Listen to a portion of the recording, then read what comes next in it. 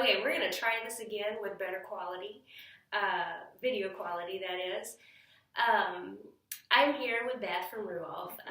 Beth is a lender there, and I refer a lot of my clients and friends to her. She helps us out and really good at what she does. And so I just wanted to um, bring her on here and talk a little bit about the process.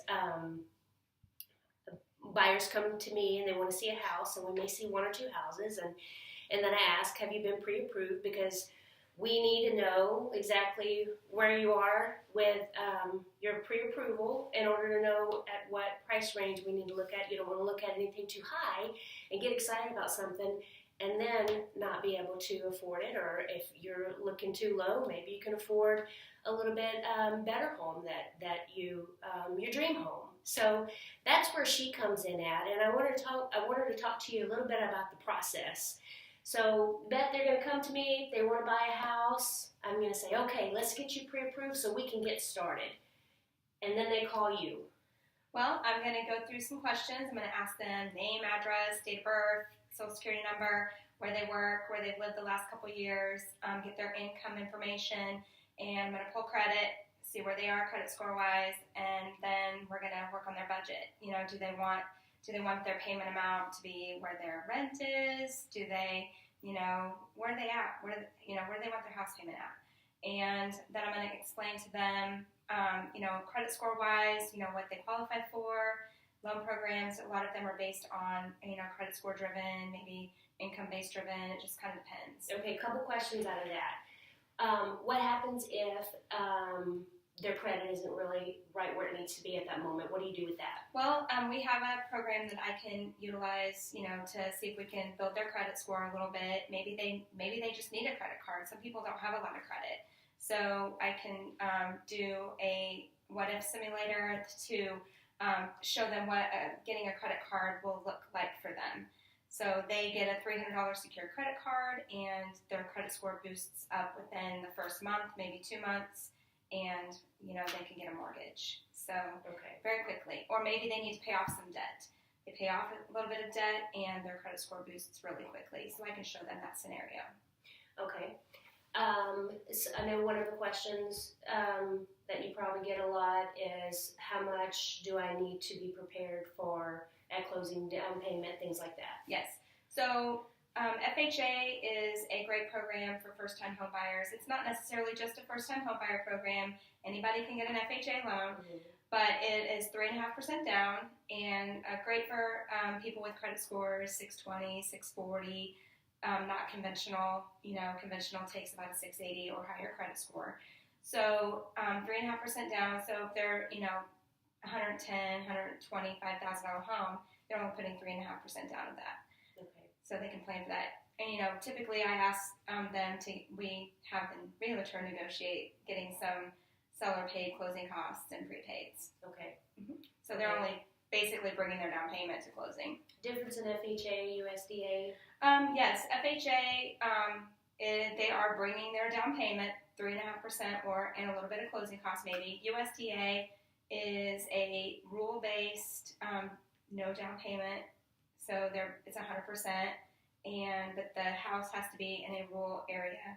So we can go to a website, pull up the address, see if it's USDA. Okay, and then some things to think about when you do have a USDA loan is the condition of the home, roof, windows, peeling paint, things Correct. like that. Furnace, needs to be a little bit. Make sure that they just want life. They're looking for 2 to 3, or let me rephrase that, 3 to 5 years of life for the roof, furnace.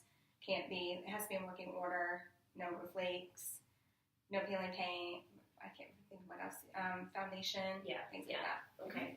Just if they're going to finance the home, they want to make sure it's going to be in good condition. The home that they're financing. Yeah. What's some of the questions that you get asked the most? What interest rate? What's my interest rate? What's my payment going to be like? Things like that. And I can do a really good guess of their payment at the beginning. But obviously, once I know the property address, I can look up taxes. They get an insurance quote. But in the beginning, I'm doing an educated guess. A good educated guess based on other property purchases. But I'm only doing guess on insurance. Maybe I'm putting in $900 annually for insurance, same for property taxes, and then guessing the rate for the day, because rates change daily, so I'm just doing a really good educated guess on monthly payment. Okay. But basically, monthly payment is my biggest guess question. Okay. Okay. There was one more thing I was going to ask you. What did we talk about? We talked about future. Yes, the job change. Yeah. So future income, we can do future income. Like say they changed their job recently.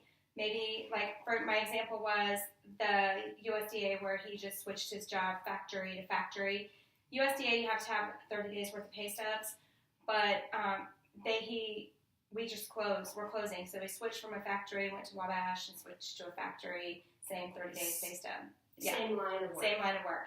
However, you can move and we can do one pay stub and do future income and just lock it out 30 days and still do a job change. So don't let a job change deter you from applying for a loan, because there are reasons why a job change can still flow into getting a mortgage. As long as there's no job gaps, you can't have a 6-month job gap.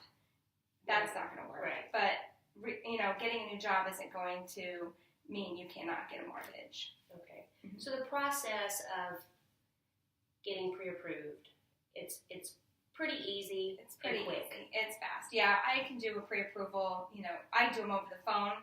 I do them on the weekends. You don't have to meet me in my office to do a pre-qualification. But yeah, they're very quick. I take the information, and typically, if I'm doing it over the phone, I take all the information and then I'll call them back.